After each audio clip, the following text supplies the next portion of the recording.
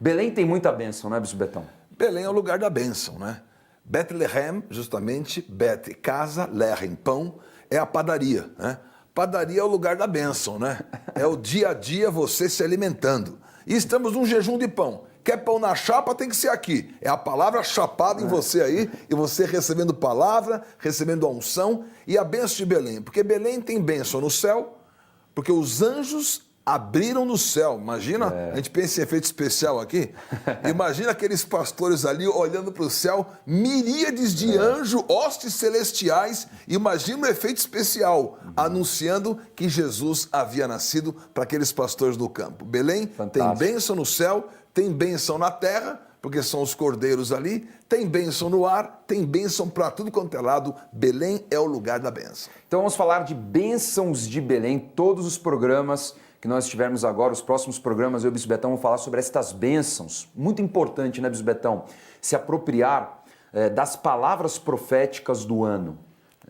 É impressionante como tudo que está acontecendo no ano de 2019 converge para a palavra que foi determinada no culto da virada pelo nosso apóstolo, o apóstolo Estevão Hernandes. É importante. É impressionante. E nós vivermos segundo essa palavra, porque a palavra vem para trazer a revelação do que está por vir, e o Senhor, Ele não faz nada sem antes revelar aos seus profetas, para que eles tomem posição e para que o povo seja abençoado no posicionamento. Então, cada bênção, cada palavra, cada direção, cada jejum, nós vamos falar das palavras das ceias de oficiais. Amém. É tudo muito extenso e tudo muito intenso.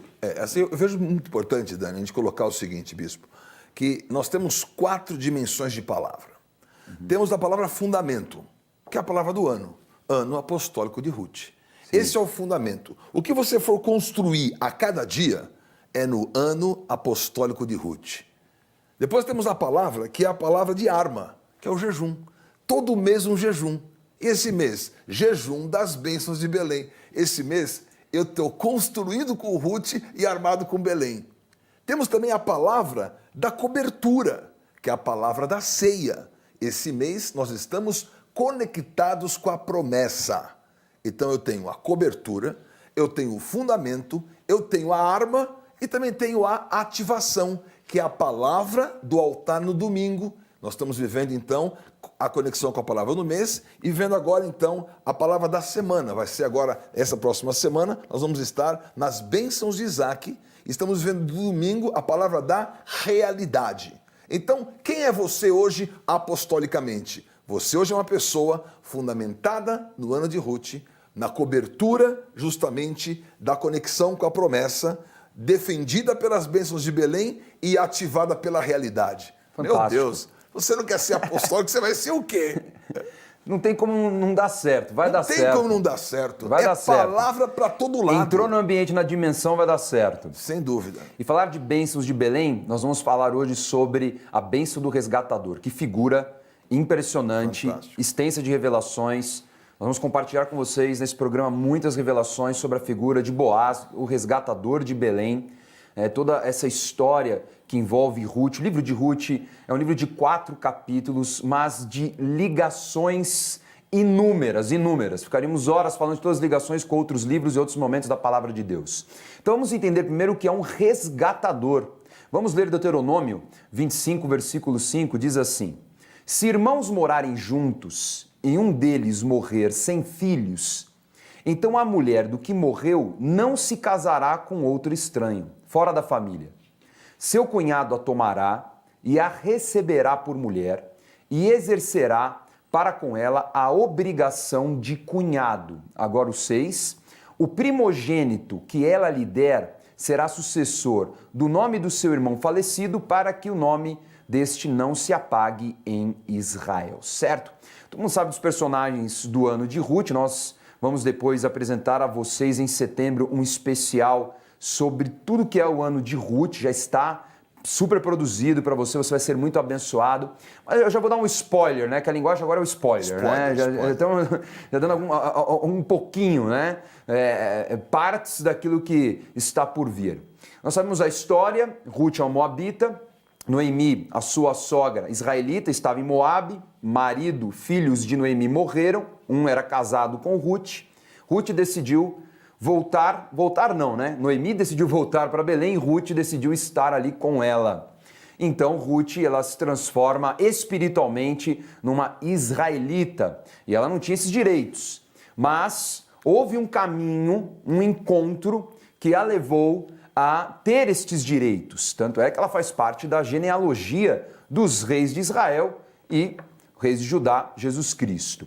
Então nós temos aí um caminho pela própria lei de Moisés, como nós lemos, que garante que um resgatador possa restaurar a família que estava por se perder por causa de uma fatal morte, né? De algo que acontece como aconteceu com Elimeleque. Então, Bispo Betão, que conhece bastante Israel, né? Morou bastante tempo lá, sim, fala 14 meses. hebraico, né? Um fenômeno. Belibalá. Fala pra gente o que significa pela lei judaica ser um resgatador. Então, justamente essa é a lei do levirato. Né? A lei do levirato era que a cunhada não podia ficar desamparada, né? Graças a Deus, bispo, essa lei não tem hoje, hein? Imagina a tua cunhada aí, misericórdia, né? Então, estamos liberados, ok? Não tem mais levirato hoje, mas a lei do levirato era o objetivo, suscitar a descendência. E nessa situação de Ruth, então, havia uma situação terrível, porque não havia ninguém, não havia mais ninguém. E a viúva não tinha direito nenhum. Viúva era Bolsonaro, meu. Não tinha direito nenhum aí na Previdência. As viúvas de Israel tinham direito pelo filho. Tanto é que a viúva de Naim estava desesperada, né? Morreu o filho, perdeu tudo. Porque os bens do marido estavam no usufruto da viúva enquanto existisse o filho. Não existindo o filho, não tinha nada. Mais nada. Mais nada. O Estado ia tomar conta de tudo isso. Então, como é que estava a situação? Morreu Malom, morreu Quilion, morreu Elimeleque. Não tinha ninguém para resgatar. Aí volta Noemi. Se Noemi chegasse sozinha, não tinha ninguém para resgatar. O resgate tinha que ser justamente na vida do filho. E quem estava ligado ao filho?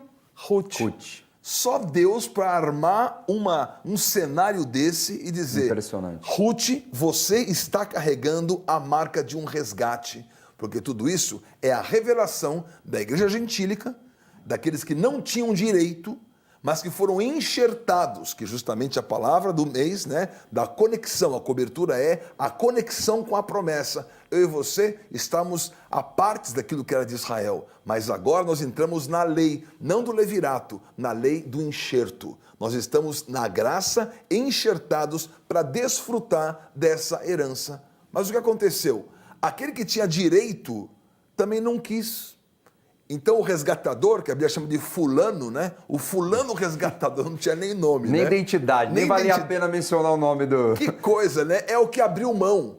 Por isso, você tem que entender. Entenda que a palavra tem revelações para você. Verdade. Essas revelações é a tua realidade. Você vai saber que nesse ano tem gente que vai se relacionar com você que tem o direito, mas está abrindo mão. Por quê? Porque não está enxergando os verdadeiros valores. O que ele estava preocupado? Ele disse assim, eu não quero resgatar porque eu tenho que resgatar também a Ruth. Quando perguntaram para ele, ele falou assim, escuta, vai resgatar? Vou resgatar. Parecia um balde de água fria, né? Falou, olha, é o seguinte, se você resgatar o campo, tem que levar junto também a mulher, tem que levar a Ruth. O que ele falou? Eu não quero prejudicar a minha família. Meu Deus do céu, é troféu cegueira cósmica. Porque a família dele simplesmente entrar na família do Messias. Meu Deus. A família dele ia ter a maior bênção de Belém, que é a bênção do rei que viria de Belém. Agora, Elimeleque. Elimeleque significa meu Deus é rei. El, em hebraico, Deus. Eli, meu Deus. Meler, rei. Se você chama meu Deus é rei, há uma bênção dizendo vai sair de Belém o rei. Você diz, eu vou para Moabe. Brincadeira, né? É a pessoa que está completamente desconectada do que a palavra está dizendo. Então nós precisamos entender. Temos palavra de fundamento, temos palavra de cobertura, temos palavra de arma, temos palavra de ativação. Então você conjumina todas essas palavras para que a sua decisão seja estar no resgate. Por isso eu e você somos resgatados não por uma lei do levirato, mas pela lei do enxerto, pela lei da graça, e por isso Ruth entrou, Ruth virou mãe de Israel, E a grande bênção é que Ruth não era estéril, né? Pelo menos isso, né? Só faltava ele casar com Boaz, mais um capítulo da novela aí. Esterilidade, né? Como teve com Sara, como teve com Rebeca, como teve com Raquel. As outras mães de Israel eram estéreis, mas Ruth não era estéril. Sinal da igreja gentílica que não é estéril. Por isso nós temos milhões, por isso marcha para Jesus. Por isso nós fazemos marcha para Jesus em Israel. Quem faz a marcha para Jesus em Israel? Os gentios, os nossos que viemos de Ruth. Viemos aí abençoados e estamos então voltando para essa palavra. Então é demais você cumprir a palavra na sua vida. Para nós entendermos a bênção do resgatador, nós vamos dividir em 4 fases a aula. Então nós sempre vamos trabalhar assim, os 4 R's. Isso mesmo. Que é revelação, realidade, raiz e resultados. Combinado? Então é dessa forma que nós vamos trabalhar. Então, Bispo Betão, eu vou ler esse trecho que ilustra bastante a nossa aula de hoje, que diz assim, Ruth capítulo 4, versículo 1, que Boaz subiu à porta da cidade e assentou-se ali, e eis que o resgatador de que Boaz havia falado ia passando, então lhe disse, ó fulano, chega-te para aqui, assenta-te, e ele se virou e se assentou. Versículo 2 diz que então Boaz tomou 10 homens dos anciãos da cidade e disse, assentai-vos aqui, e assentaram-se. Esses eram as testemunhas. Disse ao resgatador, aquela parte da terra que foi de Elimeleque, nosso irmão, Noemi, que tornou da terra dos Moabitas, a tem para venda. Resolvi, pois, informar-te disso e dizer-te, compra na presença desses que estão sentados aqui, e na do meu povo, se queres resgatá-la, resgate-a. Se não, declaro-mo para que eu o saiba, pois outro não há, senão tu que a resgate, e eu depois de ti. Respondeu ele, eu a resgatarei. Disse, porém, Boaz, no dia em que tomares a terra da mão de Noemi, também a tomarás da mão de Ruth, a moabita, já viúva, para suscitar o nome do esposo falecido sobre a herança dele. Então disse o resgatador, para mim não a poderei mais resgatar, para que não prejudique a minha. Redime tu que me cumpria resgatar, porque eu não poderei fazê-lo. Então, na verdade, Bispo Betão, havia a possibilidade de Boaz ser resgatador, mas havia um parente mais próximo do que ele, que teria, vamos dizer, na fila, o primeiro direito, como já foi mencionado. Isso. Agora, qual que é a primeira revelação que nós temos nesse texto, Bispo Betão? Justamente que o segundo é aquele que leva a bênção. Então, o primeiro abre mão e o segundo toma posse. Não foi assim? Já aconteceu com Caim, abriu mão, e Abel tomou posse, até o sangue dele fala. O meu sangue só faz lá nos vermelhos, brancos, você faz exame de sangue, tem só hemograma, né? O sangue de Abel tem voz. O sangue de Abel fala. O segundo é a marca da revelação da bênção. Ali tem Isaac e Ismael. Quem é mais velho? Ismael. Quem levou a bênção? Isaac. Depois tem Esaú e Jacó. Esaú nasceu primeiro. Quem levou a bênção? Jacó. E Deus fala assim, Rebeca estava com cólica menstrual forte, hein? Aí, eu quero morrer. 2 nações há no seu ventre. Ginecologista nenhum tinha essa palavra para ela, né? Tem 2 nações no seu ventre e o menor vai ser maior que o primogênito. Mas, Deus, então faz o seguinte, já que o senhor quer isso aí, inverte. Não, Deus não ia inverter. Ele ia colocar o testemunho. É o segundo e não é o primeiro. Foi Jacó e não foi Esaú. E depois é o quê? Não é Israel, é a igreja. Uau. Então, nós somos o segundo. Nós somos aqueles que vamos resgatar e ser resgatados. Então, o segundo tem poder, o primeiro abrir mão é muito mais do que uma lei, é justamente uma ativação. Por isso eu e você somos aqueles que são enxertados, é o segundo, é a marca de quem vai conquistar. Glória a Deus. Nós falamos bastante sobre a visão missionária do apóstolo Paulo, da igreja de Antioquia, na aula anterior, e nós vemos exatamente essa figura de Paulo, né? Pedro teve a primazia de manifestar ali o Espírito Santo, mas quem foi para as nações foi o segundo. O segundo. Foi Paulo. Foi Paulo. Então, o pessoal fez assim, eram 11 discípulos, né? Aí Judas foi embora, aí ficou faltando um. Aí eles ficaram preocupados em completar o time, né? Não tinha nem jogo marcado, mas queria botar os 12. Tudo bem, né? Preocupação humana. Tiraram sortes e deu justamente... tiraram 2 sortes. Tinha um tal de Barnabé, né, e tiraram outra sorte. O que aconteceu? Quem entrou no lugar não fez nada, né? A Bíblia não menciona nada que aconteceu com quem entrou no lugar de Judas. Agora, o que aconteceu? Paulo era aquele que era marcado. Paulo estava marcado para ser o 12º. Paulo está marcado para ser aquele que iria levantar o que Pedro, né? Pegadinha, não vou comer, não vou não sei o quê, né? Ó, de maneira nenhuma faço isso. Então, ficaram presos na lei. Quem fica preso na lei não tem o desfrute. Quem vai além. Então, o apóstolo Estevão foi um rompedor. Outro de novo, Zera e Pérez, mesma coisa, o segundo, né? Então, Zera foi e tirou a mão. Aí botaram, descendência de Judá, o início de Judá com Tamar. Saiu, botaram a fitinha, né? Naquele tempo já não se perdia bebê na maternidade. No outro dia eu vi que o bebê foi trocado, né? Mas naquele tempo já tinha a fitinha. Botaram a fitinha. O que ele fez? Recolheu a mão. Aí veio Pérez e rompeu. Pérez significa rompedor. Baal Perazim, o senhor que rompe. Então Pérez foi o rompedor, saiu. Quem que é? É o segundo. O segundo é o rompedor. A igreja religiosa não realizou. A igreja apostólica vai realizar. Aleluia, é isso aí. Por isso que o apóstolo Estevão é rompedor. Nós somos da geração dos rompedores e por isso não tem jeito. Você e eu somos apostólicos alinhados com esse rompimento, alinhados com esse resgate. Essa bênção está na sua vida. Uma comparação muito legal, porque o que estava em jogo também era a propriedade. Havia uma propriedade em que fazia parte do resgate. Tem uma parábola muito interessante de Jesus, está lá em Mateus 13:44, vamos ler, diz assim, ó: o reino dos céus é semelhante a um tesouro oculto no campo, o qual certo homem, tendo-o achado, escondeu, e transbordante de alegria vai, vende tudo o que tem e compra aquele campo. Qual que é essa revelação, Bispo Betão? Porque ele abriu mão de uma grande oportunidade, porque ele não enxergou o que Boaz enxergou. Ele não enxergou. Se você não enxerga o invisível, eu lamento. Você vai só comprar aquilo que todo mundo vê. O que todo mundo vê não tem diferencial nenhum. Mas quando você enxerga o invisível, por isso, ele justamente recusou o principal. Então, o fulano pegou a caixa de diamante, jogou fora o diamante e ficou com a caixinha. Essa caixinha tudo bem. O vidrinho eu não quero. Esse vidrinho é o diamante. É isso que vale.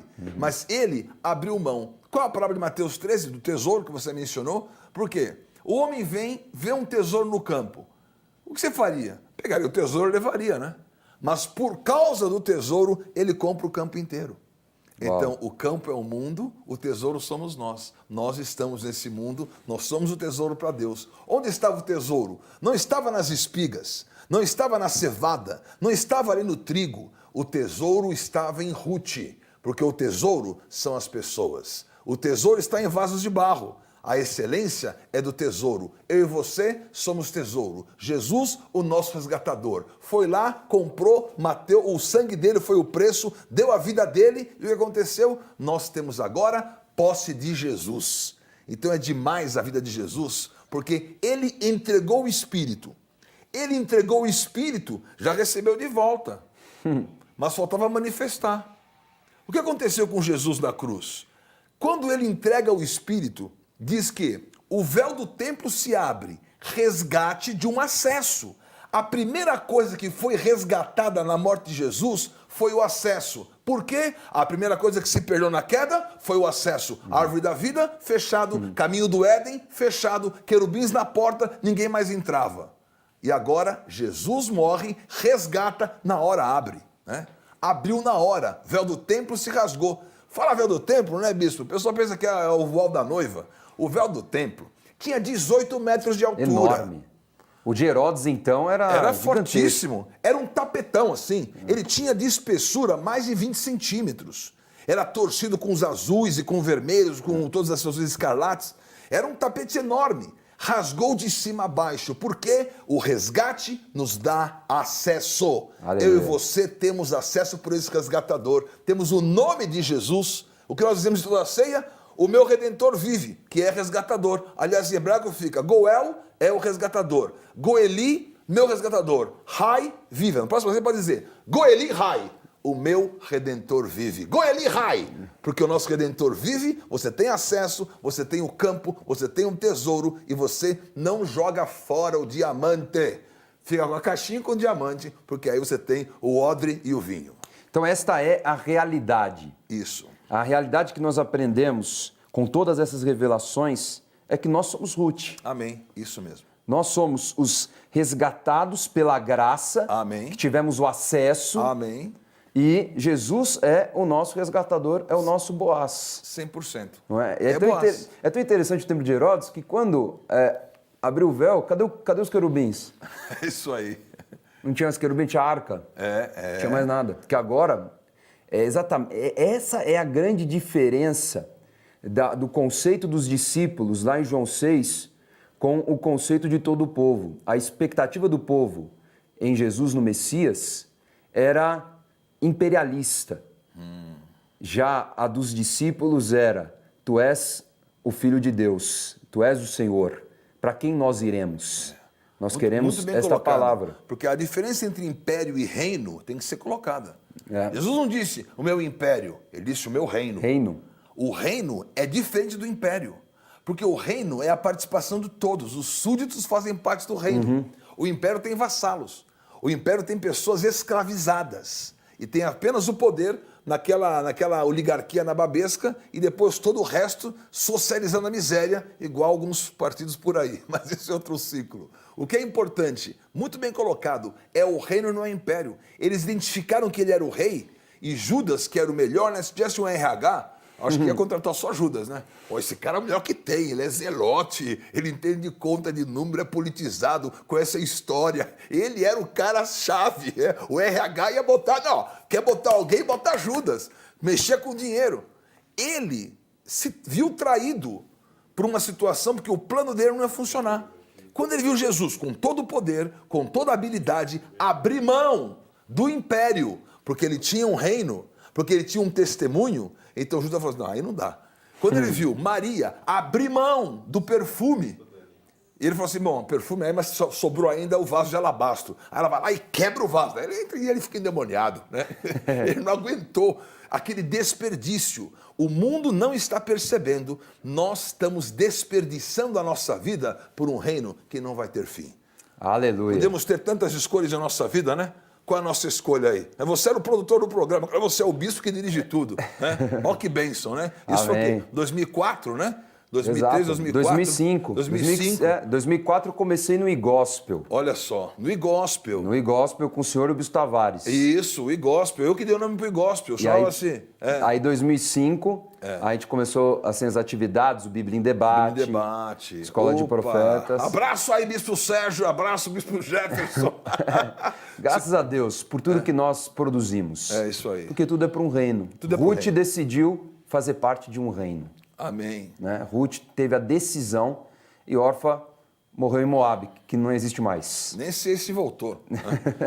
Fala que ela desistiu, ficou no meio do caminho. Se ela voltou para o Moabe, não sei nem se chegou, né? Uma besta-feira pegou no campo, será que atravessou o Jordão? Saber. Vai saber. Quem volta para trás nem sabe para onde volta. Agora, quem vai para frente, então, como Ruth, então é a grande bênção você ter essa realidade. Porque a palavra apostólica, não é para você olhar, agora aprendi com Ruth que eu vou cuidar bem da minha sogra. Sabe, não é isso. Né? Isso é um corolário, vamos dizer matematicamente assim. O axioma é outro. A base que a palavra nos dá é que você vai vestir a palavra. Então, quando eu leio a palavra apostólica, o cenário é criado pela palavra profética e você é o personagem. Então, isso é uma realidade. Se eu leio Moby Dick, fico pensando, quando eu passar por uma baleia. Não tem nada a ver. A Bíblia é um livro eterno e você, apostólico, tem que conhecer a palavra é algo real. Céus e terra vão passar, a palavra não vai passar. Por isso, todo dia eu ouço o apóstolo Estevão, eu quero a palavra que ele tem, é do dia, é da semana, Amém. É do mês, é do ano, e eu não abro Todo mão desde dia. 97. 97 ele anunciou pela primeira vez, ano de portas abertas. 98, porção dobrada. 99, grande pesca. 2000, ressurreição. 2001, eu sei todas as palavras. Né? Porque é a minha biografia. Eu vivi todas essas palavras. Então, quando você tem na sua vida a marca dessa palavra, então você tem uma superação poderosa. Por isso, você vai viver esse ano de Ruth, porque essa é a nossa realidade. Tem muita palavra para ser compartilhada com você. Hoje, em todas as igrejas Renascer em Cristo, como o Bispo Betão falou, você precisa tomar essa decisão de fazer parte desse mover. Bom, eu participo desde 1986. É isso aí. Você é o primeiro filho. Primeira criança. Lá. O resgatador é aquele que tem direito por proximidade parental para resgatar as terras e preservar o nome daquele que morreu. O sentimento do resgatador vai além de ser um cumpridor da lei. O resgatador importa-se com o tesouro que está no campo e por isso que adquire o campo. Nós somos como Ruth, resgatados pela graça, e Jesus é o nosso Boaz, o resgatador. E Belém é o lugar dos encontros, cumprindo os papéis espirituais com frutos e testemunhos.